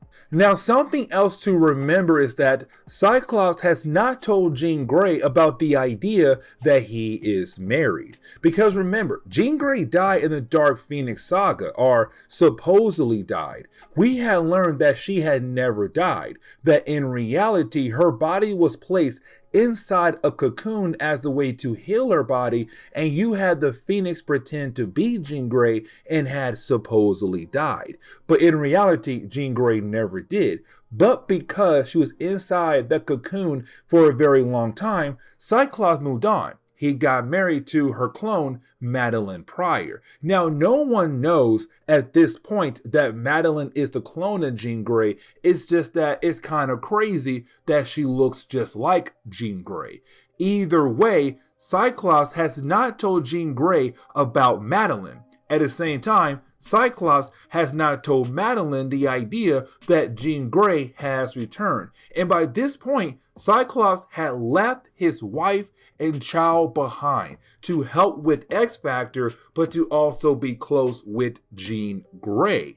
And so when it comes to Cyclops, while he is training Arty, you have Arty connect his mind to Cyclops' mind to show images of Madeline. And it's all like, yeah, buddy, it's about time you tell Jean Grey about Madeline, but also at the same time, you need to get your wife back. And that kind of leads into the idea of what's going on with Jean Grey, because you have Jean Grey wondering, hey, what's going on with Cyclops? Because he won't tell her about Madeline. And so now she's going around asking other people. Now, around the same time, you have Angel also trying to make moves on Jean Grey. Because in the old Stan Lee days, before it was Cyclops and Jean Grey, it was almost every single guy trying to get with Jean Grey, especially Angel. And so now you have Angel saying, because Jean Grey is technically single, a free agent, that gives me the right to try to make my move to hopefully get closer to her. But at the same time, you can tell that Jean Grey still has feelings for Cyclops and wants to know what in the world is going on. But also Angel has a girlfriend known as Candy who is currently helping running all his different kinds of family businesses. And so it's Angel kind of being like Cyclops, trying to dip toes into different areas. Now, that is the moment where you do have X Factor get called away. And the reason why, because they got a mission about the idea that there is a mutant nearby who is possibly terrorizing a school. Now, remember, when it comes to X Factor, they told the world we are a group of humans who are going out of our way to hunt down mutants to make sure they don't cause you any problems. But in reality, they are going to help those mutants out, to teach them how to control their powers, but to also not become evil mutants. And so when it comes to X Factor, they got word that there is a mutant who is currently terrorizing a school by telling everybody their secrets, trying to blackmail them. Now, I'm going to tell you right off the bat, there's no mutant here at all. What happened was a young boy was able to put some kind of devices in everybody's phone so that he was able to listen in on their conversation and learn all about their secrets. And the reason why he did that because he was being bullied to the point where he felt like they were going to kill him or just do some horrible things to him. And so he wanted to get back at them, but he also pretended to be a mutant because everybody around this point in time, if you were a human, you were scared of mutants. And so they were hoping, or he was hoping, that they would leave him alone. Now, when it comes to Jean Grey, she kind of looks at this young boy and kind of says he's very similar to Rusty, where you have all these people not trying to understand him, they're trying to change him, or saying that because you're not like us, we are going to exclude you. He began to to feel very bad. His mental health began to fall apart. And so it's Jean Grey realizing that possibly when it comes to Rusty, he needs someone in his corner who truly understands what he is going through, about the idea of thinking that the entire time he wasn't human and now he's a mutant, but he has powers that he has a hard time controlling. And so it's Jean Grey realizing that she has been too hard on Rusty. But speaking of Rusty, we currently see him trying to run away from the actual base of X Factor. And honestly, he has the right to want to run away, because Jean Grey has been so hard on Rusty about the idea of controlling his powers. He's still somebody who's trying to get used to the idea of having powers. And so he's so tired of everybody being on his case, he runs away. Now, before he leaves, he runs into Arty. And remember, Arty has the ability to connect his mind to other people's mind. And so once he does that, he realizes what Rusty is going through. Now, here is something else to mention, because you have Rusty be very rude to Arty, because Arty does not look like a normal person. When his power is manifested, his body changed into some kind of pink-like dude. And so unfortunately, it's Rusty saying, I don't like you because, one, the way you look, but two, you're getting into my business. Leave me alone. And so Rusty leaves. But as Rusty leaves, Arty realized that there is a possibility that Rusty might get into trouble, because again, he has no idea how to completely control his powers. Now, when it comes to Rusty, we actually do see Rusty trying to, get away from the base of X Factor. He hates the idea of being there, but really hates the idea of being a mutant. Now, the problem is, though, as he is trying to leave, well, he runs into Frenzy. Now, when it comes to Frenzy, her and Tower are working together for a secret villain. And when it comes to Frenzy, she's very confused about the idea of how Rusty was able to escape from X Factor. And this is a way to remind us that when it comes to the public, they look at X Factor of the idea that they are a group of humans who are going around capturing mutants. And so how in the world was Rusty able to escape? Not knowing that in reality, they're trying to teach Rusty how to control his powers. Now, when it comes to Frenzy, she also mentions that when it comes to Rusty, her master wants him, but possibly Arty as well. And so she is trying to capture him. Now, when it comes to Rusty, he does not want to go, and he's trying to use his powers against her, but his powers are not technically working that well when it comes to fighting against Frenzy. Now, luckily for Rusty, there is Arty. And when it comes to Arty, he's actually able to warn X Factor about what's currently going on with Rusty. Because again, when it comes to Arty, he has the ability to connect his mind to other people. And so once he does that, he tells X Factor, hey, I believe that Rusty is currently in trouble. Like, he's being attacked by another mutant, and that would be Frenzy. Now, when it comes to X Factor, they have no idea who Frenzy is. This is her first appearance ever in X-Men comics. But our heroes know they have to step in to save Rusty, who is trying to run away.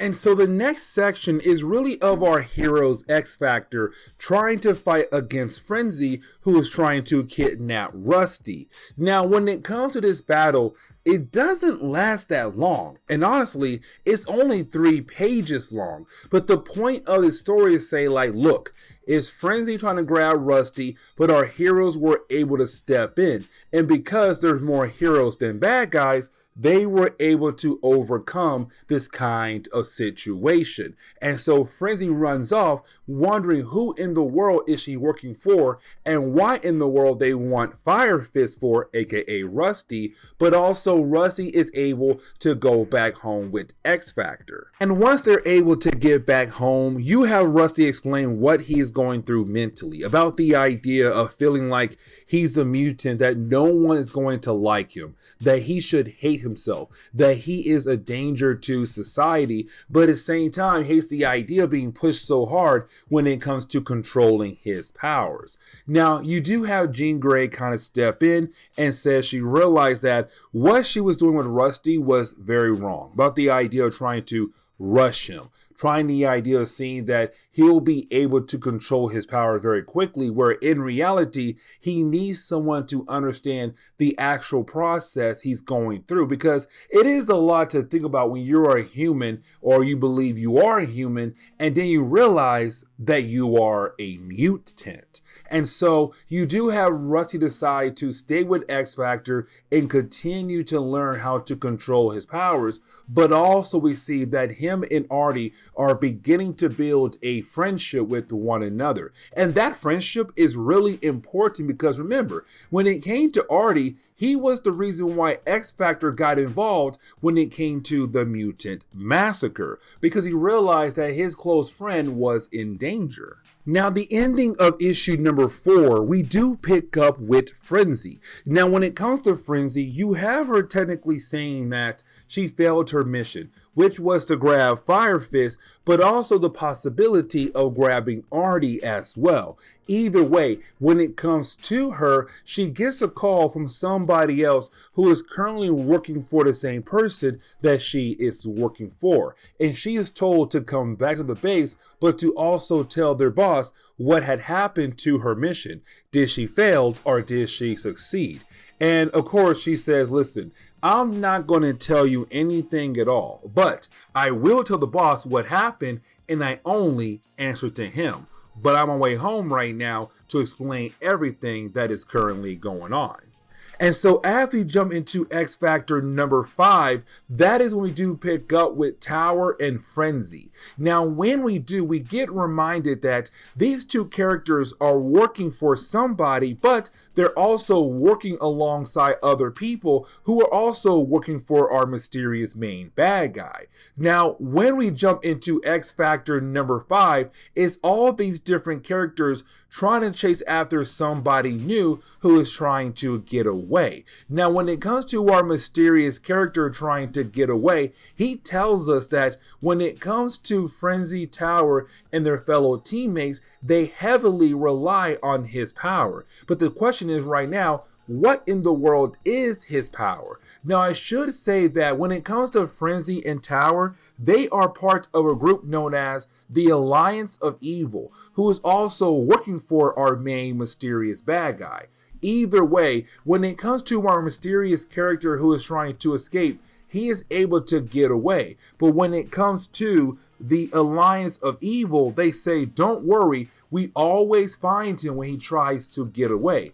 And once we are able to get him, we'll bring him back and everything should be okay. As a way to show us that these guys truly and heavily rely on his power. But the question is, what is his power? Now we do jump over to X Factor, and when we do, we see our heroes currently training in the training room. Now that is the moment where you have Jean Grey bring up the idea that she believes what X Factor is doing is great, but it's how they're going at it is wrong. And what I mean by that is Jean Grey saying, listen, we are pretending to be a group of humans who are going out of their way to hunt down mutants. Now, in reality, we're going to help those mutants get out of bad situations and put them in some better situations for their lives.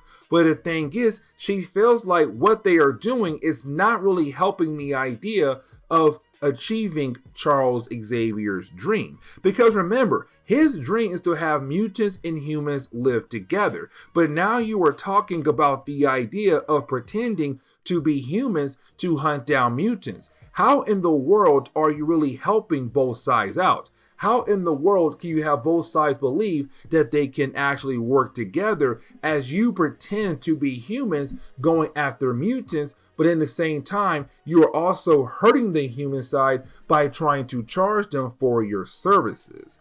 And so is X Factor wondering, are they doing a good job when it comes to achieving Charles Xavier's dream? Now we do pick up with our mysterious character that was able to get away earlier, and we kind of find out that his name is Michael. Now the only reason why we know his name is Michael because he calls up his ex-lover Susan. Now when it comes to Susan, we can tell right off the bat that she is a human, and the only reason why I'm saying that because you have Michael tell Susan to bring something that could be very important when it comes to the idea of not really helping out the Alliance of Evil because they rely on his power. Now, when it comes to Susan, she tells Michael, I am not going to help you at all. I'm not going to help you break your clean streak. Like, I'm done helping you. And so because of that, she hangs up on him. Now, right after she does that, she kind of realized that maybe Michael does need help, but a different kind of help. And so that is the moment she calls X Factor. And that tells us that Michael is a mutant. And really, it does not take Susan that long to get an answer when she calls X Factor, because right after she called, and of course was answered by Cameron Hodge, he tells X Factor, hey guys, listen, we got another mission. There's a young girl worried about a mutant who could possibly need our help. And so you have X Factor leave to help out this particular mutant, and we already know that they are talking about Michael. But again, we have no idea what kind of trouble he's in right now, but on top of that, what kind of power he has. Now, when it comes to Susan, right after she made that call, she wants to disappear because, again, apparently when it comes to Michael, he did something to her life and almost ruined her life. And so even though she did call an X Factor to hopefully help out Michael, at the same time, she felt like she needs to disappear because Michael has the ability to ruin her life all over again. Except right when she tries to leave, well, that is the moment she is confronted by the Alliance of Evil. Because they realize if Michael is trying to disappear or get away from them, the first person he would call would be Susan. And so they capture her to hopefully get to him. We do pick up with X Factor, who was able to find Michael only because Susan told them where to go. Now, when they do arrive, they find Michael on the ground, passed out. And at first, they believe that he is possibly dead, except he's not. They kind of find out that Michael had gave himself a huge dose of heroin. Now, here's the thing. This is where we learn the actual powers of Michael and why the Alliance of Evil are trying to get to him. Because we kind of find out that he has the ability to charge up other mutants to make their power stronger than they already were. And that is the reason why the Alliance of Evil wants him so bad. Now, when it comes to Michael, he tells us at first he had no idea about his powers. And the reason why, because when he was younger, he was a huge drug user, and all the drugs that he had taken was kind of keeping his powers locked away until he tried to get clean. And once he tried to get clean, well, that is the moment his powers began to manifest. And that was the moment he realized that he could charge up other mutants and their powers. Now, when it comes to the Alliance of Evil, well, that is why they want him so bad, because he is technically a drug to them, because they love the idea of being charged up by him. And so that is why they're coming after him, but also for another reason as well, for their mysterious boss. Now, when it comes to Michael, he wants to be left alone because the first few mutants he had met was the Alliance of Evil. And so he feels like X Factor is also trying to use him as a way to charge up their powers, but he tells them, no, we are here to actually help you out, dude, because we realize that you are on the run and it sounds like you might have some trouble down the road. And so once you have X Factor being able to convince Michael to come with them, that is the moment where you have the Alliance of Evil appear. Now, when they do appear, they tell Michael, hey, dude, listen, we got your girlfriend or ex-lover Susan here. If you want to see her alive, you have to basically come back with us and continue our work. continue our project with you. But when it comes to X Factor, they believe they have the ability to defeat the Alliance of Evil to get Susan back over to Michael. And at first, you could possibly believe that. But again, you will believe that because when they run into battle against the Alliance of Evil, they get their butt whooped. Now here's the problem, because they're not really working as a team, and this could be for a whole lot of reasons. Cyclops not telling Jean Grey about Madeline Pryor. Angel trying to get with Jean Grey. Cyclops realizing that his old best friend is trying to get with his old lover. And so it could be a lot of different reasons why this team is not working properly together. But when it comes to the Alliance of Evil, they are able to overcome the X Factor team, grab Michael and grab Susan to get the heck out of there. And so we're left to wonder what could possibly happen to Michael. And so when it comes to the ending of X Factor number 5, we do jump over to the base or the home of the Alliance of Evil, where they do bring our good old man Michael back over too. Now when they arrive, that is the moment where we are introduced to Apocalypse. Now this is the moment where we kind of find out the Alliance of Evil are working for him, but he also has some big plans when it comes to Michael. But the question is right now, what are those big plans? Now, when we get into X Factor number 6, we actually do pick up with X Factor expressing the idea that they're kind of upset that they were basically defeated by the Alliance of Evil.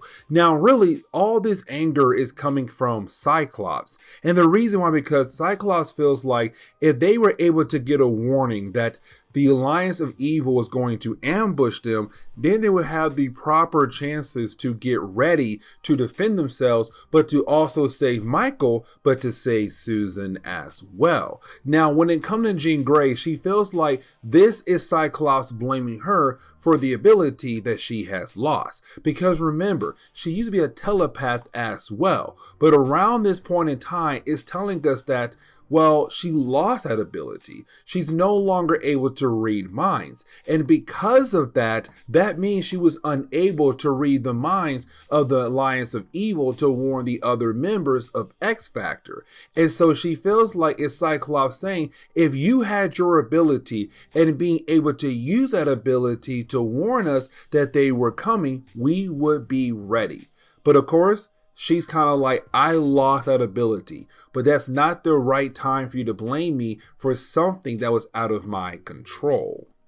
Now, something else to mention is that when it comes to X Factor, they went into this building looking for Michael as a group of human hunters trying to hunt down a mutant. But then, of course, they changed clothes and it led into a huge battle between them and also the Alliance of Evil. But outside the building, you have a group of people wanting to know what happened to X Factor, the group of humans who went out of their way to capture a mutant. Because at the end of the battle, this group of people saw a group of mutants, better known as the Alliance of Evil, leave the building. But the question is, what happened to the other group of people that went inside? And unfortunately, they're wearing their X Factor clothes. And so if they go out there, the world will possibly know that X Factor is really more a group of mutants. And so you have X Factor work a way out to disappear before their cover is blown.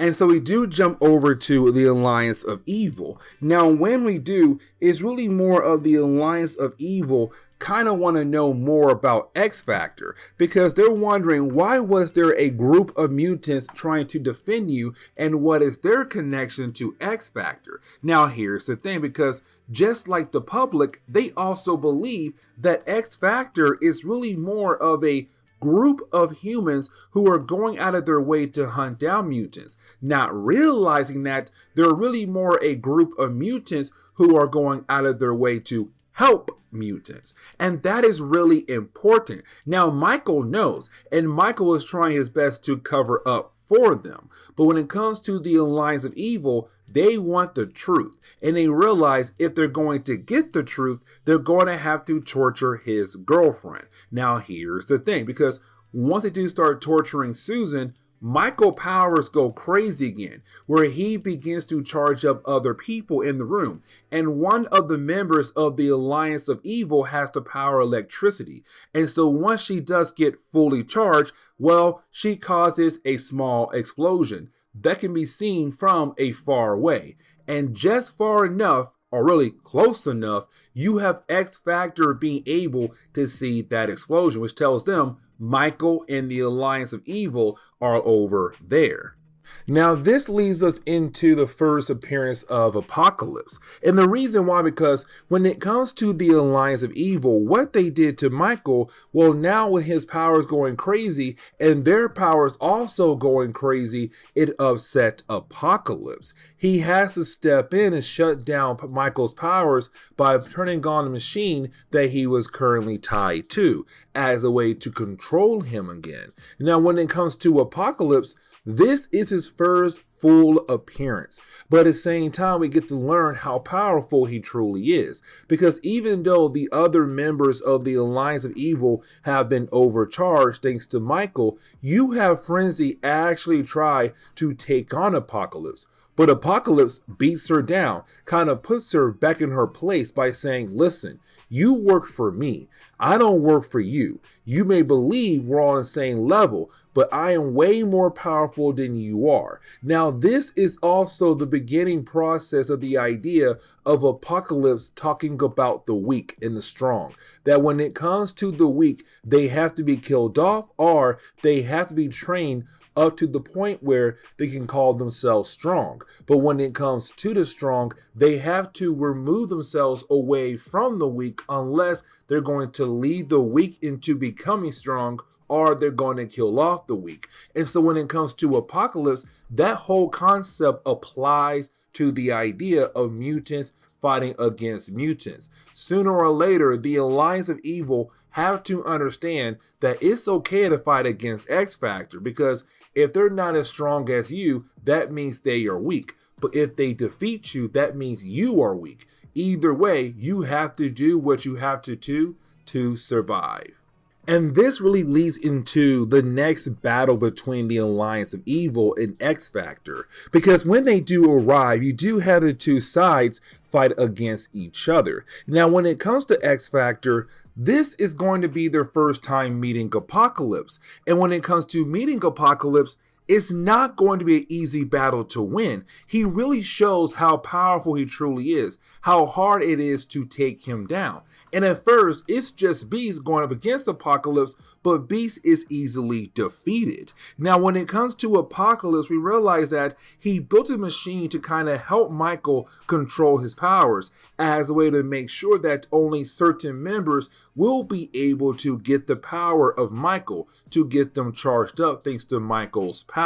Now, when it comes to Apocalypse, he looks at Michael as a weak person. And the reason why? Because Michael fell in love. And not because he fell in love, but really more who he fell in love with, or what kind of person he fell in love with. Of course, being a human. And so that really makes Apocalypse very angry about the idea that Michael fell in love with a human. And so he feels like if we're able to get rid of Susan, well, then Michael should be better, he should be stronger, and being able to control his powers. She is the reason why he has a hard time holding his powers, not the drugs. Either way, the battle continues on to the point where Susan dies. Now, when she dies, it makes Michael go crazy to the point where everybody in the room, their powers also go crazy. Now, to kind of go ahead and wrap up this entire story arc, you do have Michael powers basically get shut down. And when they do, both sides' powers go back to regular level, and you have X Factor being able to overcome their enemies. Now, when it comes to Apocalypse, this is kind of like the beginning process of a theme for Apocalypse. And what I mean by that is, he will show up, try to pull off some crazy plan, and once his plan begin to fall apart, he just disappears to come back another time. And so while he's watching his Alliance of Evil technically lose against X Factor, once they do lose, he's just out of there. He pieces out and goes to an underground tunnel to be seen again for a later story. Now, when it comes to the Alliance of Evil, they try to run away, but they get caught up by the police. Now, this leads into a very sad moment. And so this leads into the death of Michael. And the reason why, because when it came to the machine, it did a true number to Michael's body. But also at the same time, though, there were a lot of drugs involved as well in this story arc. And so because of the drugs, because of the machine, and also because the death of his girlfriend, it's Michael saying, I'm done. I'm done fighting to try to live. I'm done with all of this. All I want to do is die. But at the same time, I want to make sure that I do not be the reason why other mutant powers go crazy, which could hurt other people down the road. Now, when it comes to Michael, he does die here. And when it comes to X Factor, they're very upset about his death because the whole point of X Factor is to be like Charles Xavier, to go around, gather mutants, and teach those mutants how to control their powers. But at the same time, try to find a way to bring humans and mutants together. Michael was a mutant who needed help, and he died. And so they feel really bad about the idea that they couldn't save Michael. Now, there is something else I do want to mention. In the middle of the battle between the X Factor team and the Alliance of Evil, Cyclops saw something weird about Jean Grey. Kind of like her aura. Like the energy around her looked like a bird shape, a phoenix bird shape. And so it's Cyclops thinking that Jean Grey has the possibility of turning back into the Phoenix because the energy around her kind of said, that's not Jean Grey powers, that is the Phoenix powers. Now, it's one last thing I do want to mention is Michael once again. Michael does come back to life. He came into life in a Sword comic in the Krakoa era, where they brought all the dead mutants back to life. Except he left the island because Susan could not be brought back to life. Because around that point, the big thing was, if you are not a mutant, you cannot use the great technology of Krakoa. And so, unfortunately, Michael does not come back at all. Well, he does come back, but he does not stay on the island at all. And so, Michael out in the world, leaving us to wonder the possibility, could Marvel use him down the road? But this is where we are going to end today's comic book video. So please leave me a like down below and subscribe. But guys, see you all next time. Later.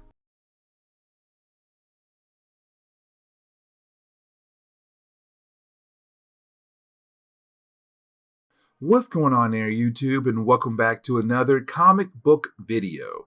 Okay, so we're going to continue our coverage over X Factor as we work our way up to the Mutant Massacre storyline, the first ever X-Men crossover that we had already covered. Now remember, the reason why we're doing this because there was a lot of content that kind of led into that actual event that we need to go back and cover so that you guys will be able to have a full understanding of the Mutant Massacre era of X-Men comics. Matter of fact, I'll have a link down below that will lead you over to the playlist that we are currently building that kind of gives you the idea of everything that went into X-Men comics that led us into the Mutant Massacre.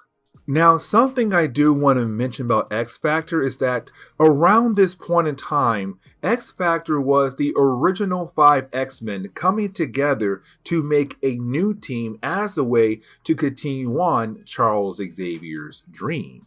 And of course, that would be Cyclops, Jean Grey, Iceman, Beast, and Angel. Now, the only reason why they're trying to continue on his dream because when it came to the new X-Men team around this point in time, well, Charles Xavier has stepped down as the headmaster of his school, and Magneto took his place.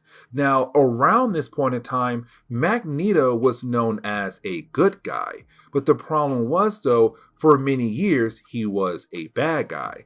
And so when it came to the original 5 X-Men, when they got word that the new X-Men team is working alongside with Magneto, well, that brought up a lot of red flags. And so when it comes to X Factor, they're trying to continue on Charles' dream without working with the X-Men. Now, with that being said, though, when it comes to X Factor, they tell the world that they are a group of humans who are going out of their way to hunt down mutants who are causing problems. But in reality, they're going to help those mutants get out of some tight situations and try to train those mutants so that they will be able to hide in the world, but also knowing how to control their powers. It's somewhat similar to what Charles was doing, but a tad bit different. Now, with all that being said, though, when it comes to X Factor, there are some other problems going on with the team, particularly Cyclops and Jean Grey. And so getting into today's storyline, we do pick up with X Factor number 7. Now, this particular book does pick up where our last video left off at. And remember, in our last video, X Factor fought against the Alliance of Evil. Now, the Alliance of Evil was a group of mutants that was currently working with Apocalypse. Now, that also gave us our first appearance of Apocalypse. With that being said, when it came to X Factor, they are trying to sneak their way onto a jet to get back home to their base. Now, while they are doing that, this is going to begin the process of the idea of X Factor gonna have to go through some PR stuff. And the reason why I'm saying that, because in our last video, reports got out that the X Factor team was trying to bring down 2 groups of mutants. And remember, X Factor told the world they are a group of humans, but in reality, they are a group of mutants. And so everybody is wondering what in the world happened in our last video, because there were reports that X Factor, a group of humans, went after 2 groups of mutants, except one of those groups was really X Factor themselves, but just wearing their X Factor suits. And so right now, a lot of reports are saying that X Factor are not really trying to help the humans, but really trying to help the mutant race, which of course is blowing their cover. And so they're trying to think of a new game plan to kind of cover up their tracks. Now, something else to mention is that Cyclops and Jean Grey. So when it comes to Cyclops, he still has not told Jean Grey about his wife, Madeline Pryor. Because remember, around this point in time, he was married to the clone of Jean Grey, Madeline Pryor, and they just had a son, Nathaniel Summers. Here comes something else to mention. No one knows that she is a clone. And so it really does look bad on Cyclops, the idea that you married a woman who looked like your supposed dead girlfriend. But now your girlfriend is back. You left her and your child to form this new team. Now, he has not told Madeline about Jean Grey, and vice versa. Jean Grey has no idea about Madeline, not even her name, until now, because Cyclops calls Jean on accident Maddie, short for Madeline, and that tells Jean Grey that he is hiding a secret woman. Now, once you have X Factor being able to get a jet and get back home to their base, well, unfortunately, when they do arrive, there is a crowd of people out there who want some answers. Because now, all those reports out there are saying that X Factor is not just a group of humans who are coming out to help out the human race by hunting down mutants, that in reality, it is a group of mutants who are pretending to be a group of humans who are helping out the mutant race. And so with those reports getting out there, it is technically ruining the entire operation of X Factor. And so our team of heroes Well, they're freaking out, and they have the right to freak out. Now, they have no choice but to rely on Cameron Hodge. And remember, Cameron is in charge of all the advertisement when it comes to X Factor. And so it's up to him to kind of cool all the flames for the time being. Now, when it comes to Cyclops, the first thing he wants to do is call Madeline, his wife. But the last time he called, they told him the line was disconnected. It's kind of like she had just disappeared. And so he's left to believe that he has now lost his wife and his son forever. And so we do jump over to two particular mutants, and that would be Glowworm and also bookk. Now, when it comes to these two characters, they are the perfect example of the idea of what happens to you sometimes when you gain your mutant ability. And what I mean by that is sometimes when you do gain your powers, your body gets deformed in some kind of way.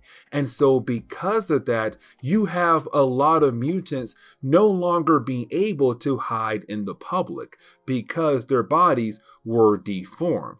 And so we had learned a while back about a group of mutants known as the Morlocks. Now, when it comes to the Morlocks, they live in the sewers of New York as a way to hide from the human race. Now, with all that being said, when it comes to Glowworm, he is the perfect example of the idea of somebody who had gained their ability, but their body was deformed. Now, when it comes to bookk and Glowworm, they were apparently kicked out of the Morlock tunnels. Now, we are not told why, but they did move over to New Jersey. The problem is, though, they moved over to a very hazardous area of New Jersey, and they have picked up a form of radiation. And so now they are slowly dying. Now, when it comes to our two characters, they feel like that their entire life was technically worthless. They did nothing worthy to say we lived a good life. And so what they want to do before they die is to make sure their lives were actually worth something. Now, this leads into the moment where you have Jean Grey find out about Madeline Pryor, except she does not find out by Cyclops. She finds out because of Iceman, Angel, and Beast. See, you have 4 out of 5 members of X Factor go into the training room to play tag. Now, while they're playing tag, that is the moment where you have Jean Grey being able to ask a bunch of questions. And when it comes to those questions, it's really more about the idea of trying to get the actual secret out of Angel, Beast, and Iceman about Cyclops. What in the world is going on? Now, at first, it does look like our fellows are able to kind of hide his secret, but Jean Grey knows how to ask the right questions to make people, well, fumble over their words to the point where the secret comes out. She finds out that Cyclops has a wife. Now, she has no idea about his son, but now she knows about Madeline Pryor. Now, before Jean Grey is able to confront Cyclops about the idea of Madeline Pryor, well, we do pick up with bookk and also Glowworm causing some problems for our heroes. Because remember, these are two characters who are trying to prove that their lives were actually worth something, but at the same time, there's also a reminder that when it came to our heroes, when they made X Factor, they told the world that X Factor was a group of humans who were going out of their way to help out humans, to hunt down mutants. Now, with all that being said, because that kind of narrative was put out there to the public, when it comes to Glowworm and also bookk, they said, we know how to make sure our lives don't end in a way that we were basically worthless, that we actually did something worthwhile. And so their goal is to attack the base of X Factor because they believe that X Factor is currently holding at least two mutants as hostages because they're going around hunting mutants. Now, this works out for X Factor in so many different ways. And the reason why I'm saying that because you do have X Factor and some of their side characters break up into two groups. The first group will go out there in their mutant outfits and they'll call themselves the X Terminators. Now, this is going to be very important. And the reason why, because now they are saying that they are a group of mutants that have come together to bring down X Factor, their alter egos. Now, in reality, that's a lie, but it's a way to get the heat off their entire operations. That right there is very crucial and key, because then the second group will come out in their X Factor outfits and pretend to be X Factor and trying to hunt down the X Terminators, but also Glowworm and bookk as well. It's a way to say, hey guys, you believed that we were a group of mutants pretending to be humans, but in reality, that is not true at all. See, look, right there, there's your X Factor team, a group of humans coming out of their way to take us down, us mutants. Now, once you have the two sides kind of battle each other, and they're also able to calm down Glowworm and also bookk as well, and to get them the heck out of there, it does seem like the entire plan worked. The world believes that X Factor is once again a group of humans helping out the human race. Now, the way the story ends though, you have bookk and Glowworm unfortunately have to leave and go their separate ways once they do get the full understanding of what X Factor is trying to do. But on top of that, they realize they have nowhere else to stay because again, their bodies is full with radiation. And so they are literally releasing that radiation to people who are around them, making other folks sick. And so to make sure that X Factor does not get sick or any other Morlocks as well, they have to go away. They have to stay away from other people. Now, the way this chapter ends though, you have Cyclops very excited about the idea of teamwork, except you have Jean Grey say, no, you should not be happy because you and I have to talk about your wife, Madeline Pryor. And so this leads us into X Factor number 8, the last issue before we have to dive into the Mutant Massacre storyline. Now we do pick up with Cyclops and Jean Grey, and they're having their conversation. Now when it comes to their conversation, honestly, it goes pretty well, but at the same time still really bad. Because it is Jean Grey telling Cyclops that she understands that he had to move on because she was presumably dead. Now we know she wasn't, but Scott didn't know that. And so of course he moved on. Now again, it does look bad on him because he did marry a woman who looks just like Jean Grey. But again, he had no idea at this point that Madeline is the clone of Jean Grey. But either way, it's also Jean Grey finding out about his son. And so now Jean Grey is very upset, like most of the readers, about the idea that Scott Summers had left his wife and his son to form a new team of heroes to help out the mutant race. Yes, what he did could be a great thing, but at the same time, you did a horrible thing, leaving your wife and child behind. Now, when it comes to Cyclops, he does mention the idea of him, Jean Grey, possibly getting together, but is Jean saying, that boat sailed away, my dude? Like, you're married. You should go find your wife and your child.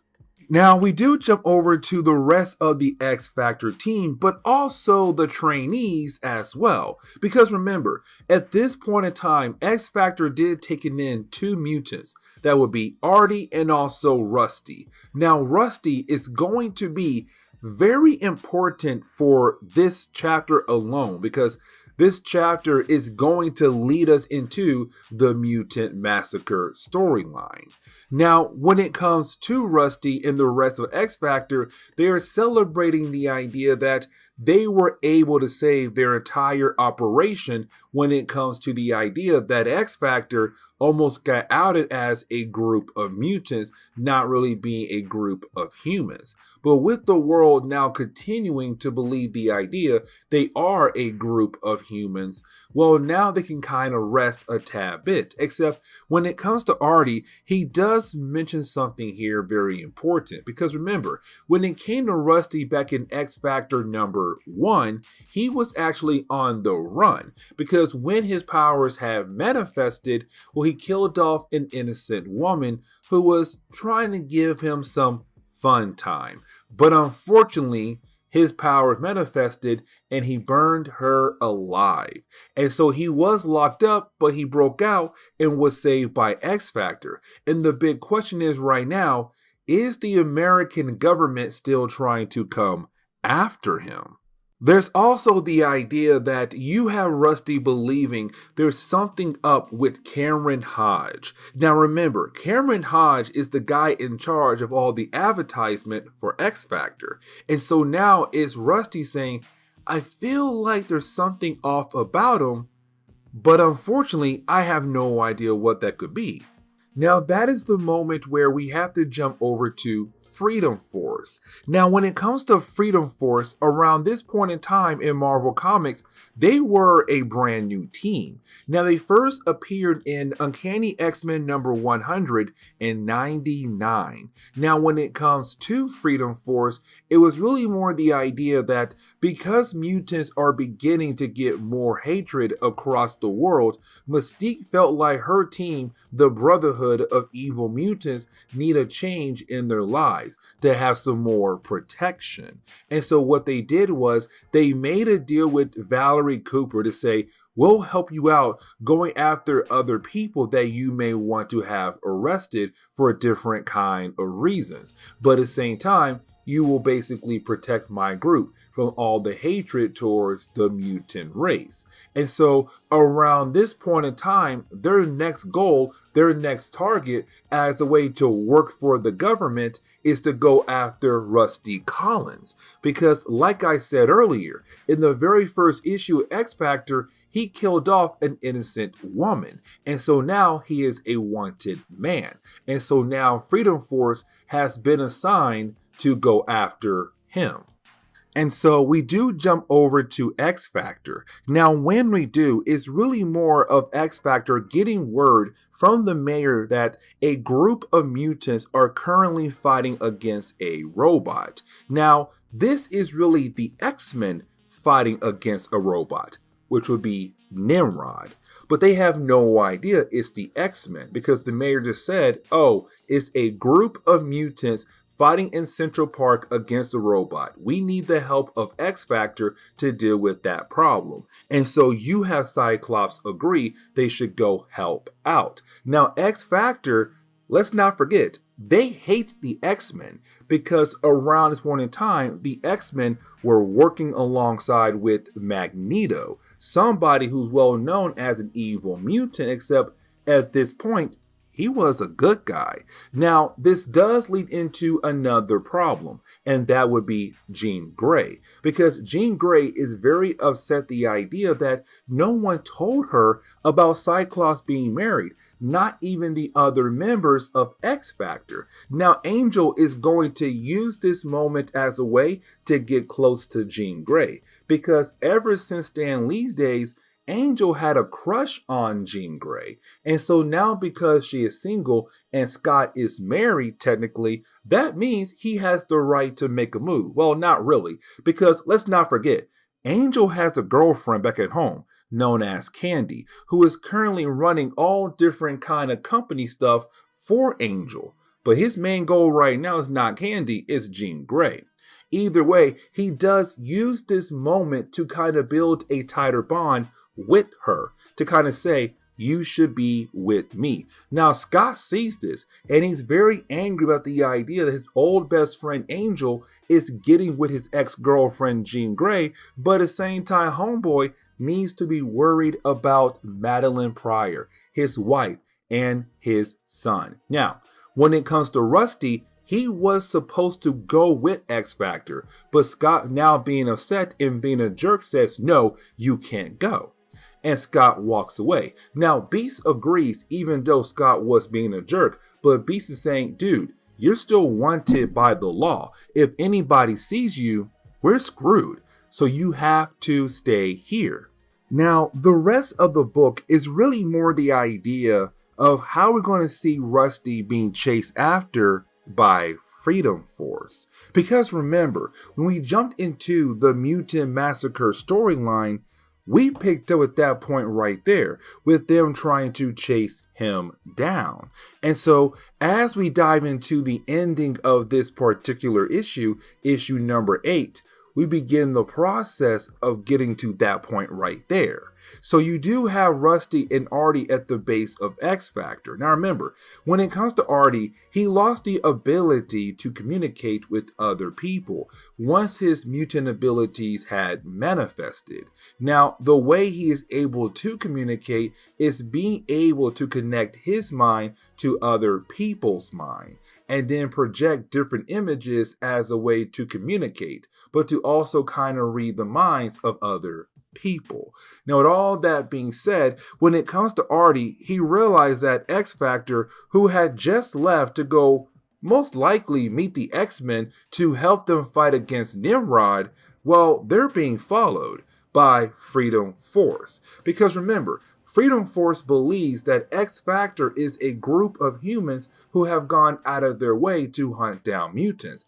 And one of their first missions was getting Rusty. And so to the rest of the world, they believe that X Factor had done something with Rusty, are currently holding on to him.